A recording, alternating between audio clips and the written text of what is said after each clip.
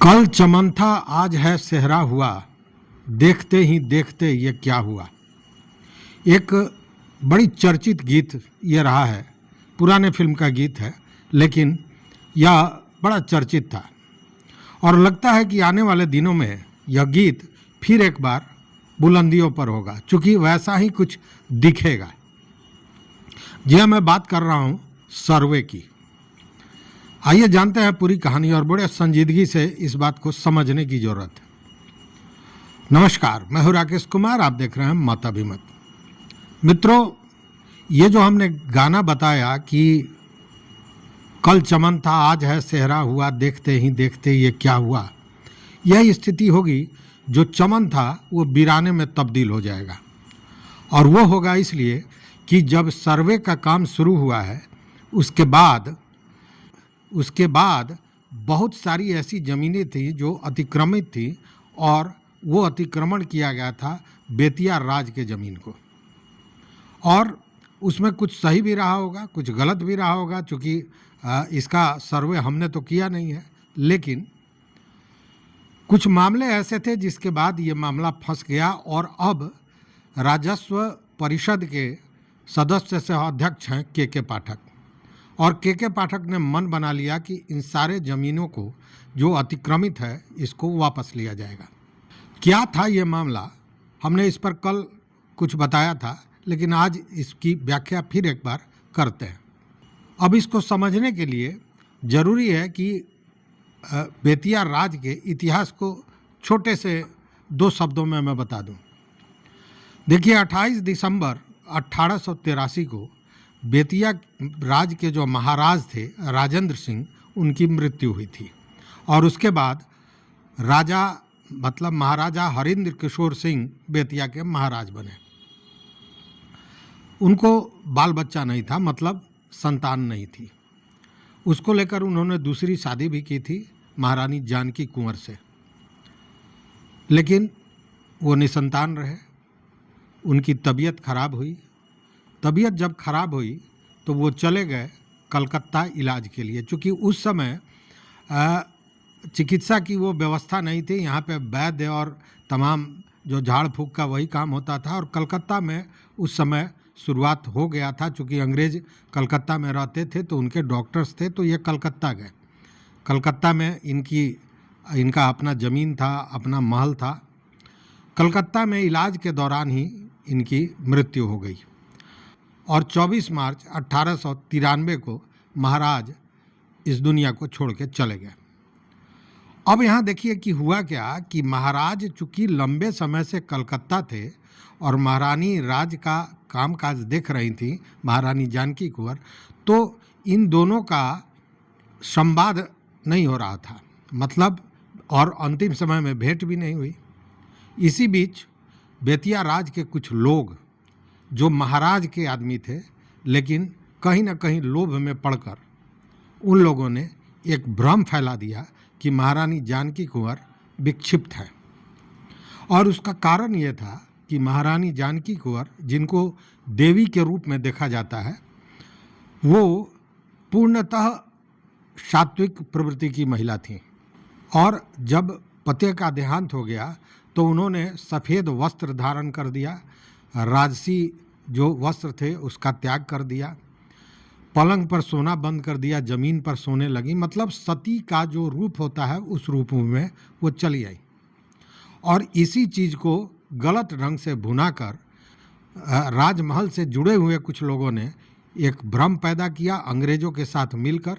और उसके बाद अंग्रेज़ों ने जो बेतिया महाराज की संपत्ति थी उसको बेचने या किसी भी तरह के हस्तांतरण पर रोक लगा दिया और बेतिया राज की सारी संपत्ति पर एक तरह से कहें कि अंग्रेज़ों ने अपना कब्जा जमा लिया। और 1896 में कोर्ट ऑफ वार्ड्स के तहत इसकी व्यवस्था दे दी गई। देखिए, यहाँ एक भ्रम है, लोग समझते हैं कि कोर्ट ऑफ वार्ड्स जब महाराज की मृत्यु हुई उसके बाद में बना, ऐसा नहीं है। कोर्ट ऑफ वार्ड्स अंग्रेज़ सरकार के पास था, लंदन में इसका निर्माण बहुत पहले हो चुका था। उसी को यहाँ लाकर उसके तहत बेतिया राज के संपत्ति को या राज के संचालन को उसके हाथ में दे दिया गया। महारानी जानकी कुंवर को एक तरह से विक्षिप्त करार दे दिया गया, राजकाज से उनको दूर कर दिया गया और 27 नवंबर 1954 तक महारानी बेतिया राजघराने में महारानी के रूप में रहीं। लेकिन उनके जाते ही यह पूरा अस्तित्व समाप्त हो गया और सारी संपत्ति सरकार के हाथ में चली आई। और वो लोग जिन्होंने षड्यंत्र रचकर महारानी जानकी कुंवर को विक्षिप्त घोषित कर दिया था, उनको अंग्रेज़ों ने बड़ा तोहफा दिया, कई मौजे दिए और वो जमींदार बन गए। अब देखिए 1954 में महारानी जानकी कुंवर के जाने के बाद सरकार ने अपने कब्जे में सारे चीज़ों को ले लिया और यहीं से शुरू हुआ अतिक्रमण और लूट खसोट की राजनीति। राजनीति भी इतनी तगड़ी कि जितना लोगों ने अतिक्रमण किया, ऐसा नहीं है कि सरकार ने नहीं किया, सरकार ने भी वही काम किया। और इसका सीधा सीधा नमूना मैं आपको बता सकता हूँ। जैसे Bettiah medical college, government medical college, वो ज़मीन बेतिया राज का है, ठीक है, बाद में सरकार के हाथ में आ गया, लेकिन बजाबते उस ज़मीन को महाराज ने मेडिकल कॉलेज के लिए ही चिन्हित किया था। और उसके लिए बताते हैं कि उन्होंने कुछ फंड भी दिया था, मतलब पैसे की भी व्यवस्था और ज़मीन की व्यवस्था महाराजा हरिंद्र किशोर के समय में ही कर दिया गया था। बाद में वो मेडिकल कॉलेज बना, लेकिन मेडिकल कॉलेज में कहीं महाराजा हरिंद्र किशोर का नाम भी नहीं अंकित किया गया, उसे गवर्नमेंट कॉलेज बना दिया गया। और वो सेहरा जो सारी संपत्ति एक तरह से कहें कि बेतिया राज की थी, वो सेहरा बिहार सरकार ने अपने सर ले लिया। मतलब कि पूरी तरह इसमें राजनीति होती रही। और ये केवल एक नहीं है, इस तरह के कई संस्थान आपको मिलेंगे, कई चीज़ें मिलेंगी जो बेतिया महाराज के, बेतिया राज के ज़मीन पर है, लेकिन उसमें कहीं भी बेतिया राज का नामो निशान नहीं है। कोई किसी राजनेता के नाम पर है, कोई संस्था किसी राजनेता के नाम पर है। और वो इतना ही नहीं, बेतिया महाराज के जितने भी महल थे उसमें आप देखिएगा तो सरकारी संस्थानें चल रही हैं, वो ऑफिस चल रहा है। कहने का मतलब कि ये लूट एक तरफ से नहीं हुई, सरकार के तरफ से भी हुई और उसके बाद आम लोगों से भी हुई। आम लोग में कौन थे? वो दबंग थे, पैसे वाले थे, ज़मीन के कारोबारी थे, जिसको अब हम भू माफिया कहते हैं, ये सारे लोग थे। और कोर्ट ऑफ वार्ड्स बनने के बाद जो वहाँ के मैनेजर रहे, उनके साथ साठगांठ करके, प्रशासन के साथ साठगांठ करके ज़मीनों का बंदरबाट होता रहा। आपको हम बता दें कि बिहार के 5 जिलों में और उत्तर प्रदेश के 8 जिलों में बेतिया राज की ज़मीनें हैं। उसके अलावा अन्य राज्यों में भी है, और ख़ासकर जहाँ तीर्थ स्थल है वहाँ बेतिया राज का ज़मीन है, वहाँ महल है, मकान है। लगभग 19,500 एकड़, आप अंदाज़ा कीजिए कितनी बड़ी संपत्ति है वो। 19,500 एकड़ ज़मीन लगभग बेतिया राज की है और उसमें 50% ज़मीन अतिक्रमित है। ऐसा मैं नहीं कहता हूँ, ऐसा सरकार के रिकॉर्ड में है। 19,500 मतलब लगभग 20,000 और 10,000 एकड़ ज़मीन अगर अतिक्रमित है तो आखिर उसके देख रेख के लिए कोर्ट ऑफ वार्ड्स बना था, वो क्या कर रही थी या सरकार क्या कर रही थी? हाँ, कर रहे थे, वहाँ के जो लोग थे वो कर रहे थे कि जहाँ भी अतिक्रमण किया गया था लोगों द्वारा, वहाँ हर साल घूम घूम कर वहाँ के कर्मी, वहाँ के कर्मचारी, वहाँ के पदाधिकारी उनसे वसूली करते थे। स्थिति वही थी जो सड़क पर अतिक्रमण करता है कोई खोमचा वाला, कोई ठेला वाला, और पुलिस का कोई एक आदमी पुलिस की वर्दी में जाता है और सबसे कुछ वसूली कर लेता है। वही स्थिति अब बेतिया राज की रही है, जबकि उसके देख रेख के लिए कोर्ट ऑफ वार्ड्स बना, राजस्व एवं भूमि सुधार विभाग के तहत, राजस्व परिषद के तहत। उसमें लाखों का खर्च भी होता है, बड़े बड़े पदाधिकारी होते हैं, लेकिन जो व्यवस्थापक रहे उन्होंने कभी अपने भूख को कम होने नहीं दिया और ये चलता रहा। लेकिन मैंने जो कहा है कि विक्षिप्त भले महारानी जानकी कुंवर को घोषित कर दिया गया हो, लेकिन वो पूर्णतः सती थीं और अध्यात्म से जुड़ी हुई थीं। बताते हैं कि उनका श्राप कई लोगों पर पड़ा।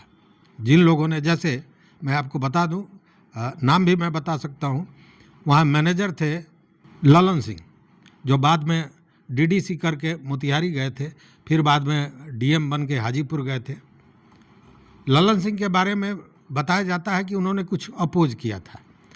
ईमानदार व्यक्ति थे, हमारी उनसे व्यक्तिगत बातें हुई थी, हम जानते हैं। और बाद में जब उनको लगा कि मैं जो भी कर रहा हूँ और वो अगर महारानी के खिलाफ जा रहा है तो इसका मतलब कि उनका श्राप मुझे लगेगा, और बाद में उन्होंने देवी का रूप महारानी को दिया। उनका चित्र वो अपने ऑफिस में लगाते थे। उन्होंने यहाँ पे महारानी जानकी कुंवर महिला विद्यालय है, महाविद्यालय अब हो गया है, उसमें उन्होंने महारानी जानकी कुंवर की प्रतिमा स्थापित कराई थी। मतलब बाद में वो लगे, लेकिन श्राप फलीभूत हो गया और पूरी तरह परिवार टूट गया, बिखर गया और उनका भी असामयिक मौत हो गया। तो ऐसी एक नहीं कई घटनाएं बताई जाती हैं।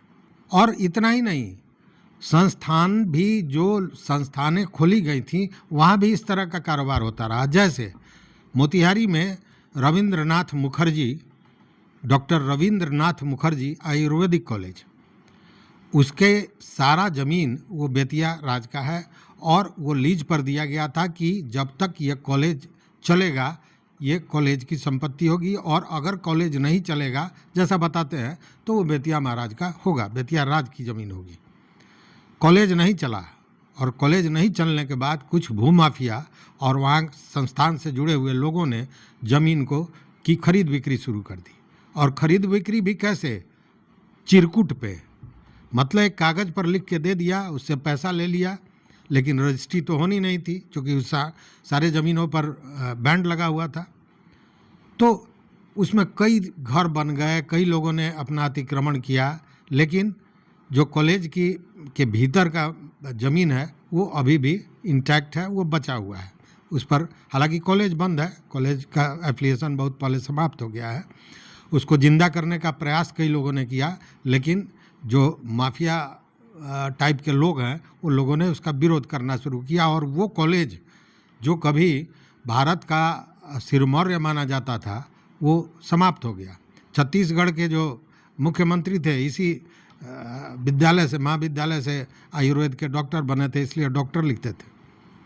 तो ये सारी चीज़ें थी और ये अतिक्रमण का कारोबार चलता रहा। लेकिन इसका पर्दाफाश तब हुआ जब एक कॉलेज के ज़मीन को लेकर एक मामला गया हाई कोर्ट में, और हाई कोर्ट के चीफ जस्टिस ने उस मामले की सुनवाई करते हुए हाई कोर्ट ने बजाबते ये कहा कि कोर्ट ऑफ वार्ड्स के बनने के बाद किसी भी व्यक्ति जो बेतिया राज का व्यवस्थापक हो या कोई भी हो, अगर उसने कोई हस्तांतरण किया है, किसी को ज़मीन बेचा है, किसी को पट्टा दिया है और उसमें कोर्ट ऑफ वार्ड्स से सहमति नहीं ली गई है या कोर्ट ऑफ वार्ड्स ने अनुमति नहीं दी है, उस स्थिति में वो ज़मीन अतिक्रमित माना जाएगा और उस ज़मीन को सरकार वापस लेगी। और तब लोगों को लगा कि भाई ये तो बहुत बड़ा खेला है। और दूसरी बात कि ये डॉक्यूमेंट जो अब जीर्ण शीर्ण अवस्था में पड़े हुए बेतिया राज के राजमहल में, वो सारा डॉक्यूमेंट भी नहीं है, इसलिए कि अपनी चोरी को छिपाने के लिए, डॉक्यूमेंट्स को तबाह करने के लिए, बर्बाद करने के लिए, वहाँ से की संपत्ति को लूटने के लिए कई तरह के षड्यंत्र किए गए। महल में आग लगा, कई बार चोरियां हुई, और उसमें एक चोरी जब राजा का मुकुट से लेकर और तलवार तक जो सोने का था वो लूटा गया था, चोरी हुई थी, उस समय कहा जाता था कि एशिया की सबसे बड़ी चोरी है। तो यह सारा कारोबार होता रहा। लेकिन हुआ क्या था कि जब ज़मींदारी प्रथा समाप्त हुई उसके बाद वारिस के रूप में कई लोगों ने दावेदारी प्रस्तुत की थी हाई कोर्ट में, और उस समय हाई कोर्ट ने सारे डॉक्यूमेंट्स को मंगाया था। मतलब कि शुरू की ही बात है, जब राजा मरे और इसकी बात हुई, तो कहने का मतलब कि उस समय का डॉक्यूमेंट्स हाई कोर्ट में जमा हुआ था और उसके बाद सारी गड़बड़ियाँ हुई। तो पुराना डॉक्यूमेंट जो भले बेतिया राज में न मिले लेकिन हाई कोर्ट में था, और ये सारा डॉक्यूमेंट आज बताते हैं कि के पाठक के पास है। मतलब उन्होंने उन सारे डॉक्यूमेंट्स को ले लिया है और उसी आधार पर यह सर्वे होने जा रहा है। अब वैसी स्थिति में चूंकि पुरानी स्थिति सामने है और वहाँ ऐसा नहीं है कि जो सर्वे में चल रहा है कि ये खतियानी ज़मीन, और वहाँ तो स्पष्ट है कि एक ही आदमी का ज़मीन था और वो ज़मीन था बेतिया राज का, और उसका कोई ट्रांजैक्शन नहीं करना था, कोई उसका अधिकारी नहीं था। तो अगर आज उस ज़मीन की स्थिति बदली है तो वो क्यों बदली है, उसका किसने आदेश दिया है, वो पट्टा किसने दिया है, इन सारे चीज़ों की जांच होगी और स्पष्ट हो जाएगा कि वो ज़मीन अतिक्रमण का है या सच में किसी और का है। लेकिन जो सच्चाई है, जो हम जानते हैं, जो आसपास के लोग बताते हैं, जो बेतिया राज से जुड़े हुए कर्मी बताते हैं कि यह घपला अरबों खरबों का है, चूँकि ज़मीन की कीमतें बढ़ गई हैं। अब ऐसी स्थिति में तमाम तरह का दबाव के पाठक पर पड़ रहा है। अब के पाठक पर जो ये दबाव पड़ रहा है, इसका असर के पाठक पर तो नहीं पड़ेगा, ये तो जानी हुई बात है।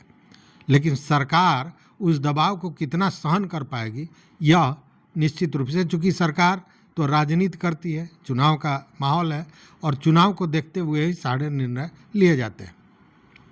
तो अब नीतीश कुमार का क्या फैसला होता है, यह भी महत्वपूर्ण है। लेकिन यह सच है कि सरकार पर तरह तरह के दबाव डाले जा रहे हैं, इसलिए कि ये जो लगभग 10,000 एकड़ ज़मीन जो अतिक्रमित बताया जा रहा है, उसमें बहुत से ऐसे ज़मीन है जिस पर अट्टालिकाएँ बनी हुई हैं, होटल बना है, पेट्रोल पंप बना है, तरह तरह की व्यावसायिक संस्थानें हैं, ये सारा चीज़ है। और अगर अतिक्रमण में है तो उसे तो खाली कराएंगे, चूँकि के पाठक हैं, वो मानेंगे नहीं।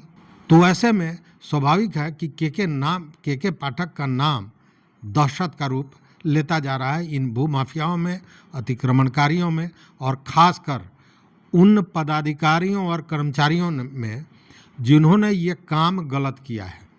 दहशत है, चूँकि इसकी शुरुआत उन्होंने कर दी है। बेतिया राज के व्यवस्थापक अविनाश कुमार को सस्पेंड कर दिया गया है, 5 पदाधिकारियों का वहाँ डिपुटेशन किया गया है, इन सारे चीज़ों को खंगालने के लिए।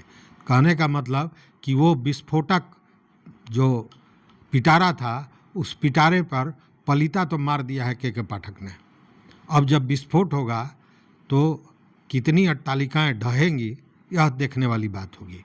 और इसीलिए हमने कहा कि कल चमन था, आज है सेहरा हुआ, देखते ही देखते ये क्या हुआ।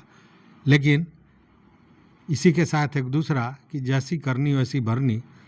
ज़मीन के बारे में कहते हैं कि ज़मीन हमेशा अपना मूल्य ले लेता है, और इसीलिए कहते हैं कि पानी का धन, नानी का धन पानी में चला जाता है। देखते रहिए मत अभिमत। इस वीडियो में बस इतना ही। मित्रों, अगर चैनल पर नए हो तो निश्चित रूप से सब्सक्राइब कीजिए, लाइक कीजिए, दोस्तों के साथ शेयर कीजिए और अपना विचार दीजिए। इसमें एक महत्वपूर्ण चीज़ मैं और बता दूं, हमारी संपर्क एक व्यक्ति से हुई है जो बेतिया महाराज, जो महाराजा हरिंद्र किशोर थे, उनके मरने के बाद जब कौन उसका वारिस होगा, उस मामले में उन्होंने बजाबते केस किया था, और वो भी ज़मींदार कहे जाते हैं, बेतिया से जुड़े रहे हैं। उनसे हमारी बातें हुई हैं और उनका पॉडकास्ट बहुत जल्द आपको हम सुनाएंगे। और मुझे लगता है कि आप उसको सुनने के बाद आपको समझ में आ जाएगा कि बेतिया राज के साथ, महाराजा हरिंद्र किशोर के साथ और महारानी जानकी कुंवर के साथ किस तरह अन्याय हुआ, किस तरह उनके नाम को मिटाने की साजिश की गई। बहुत बहुत धन्यवाद, बहुत बहुत धन्यवाद।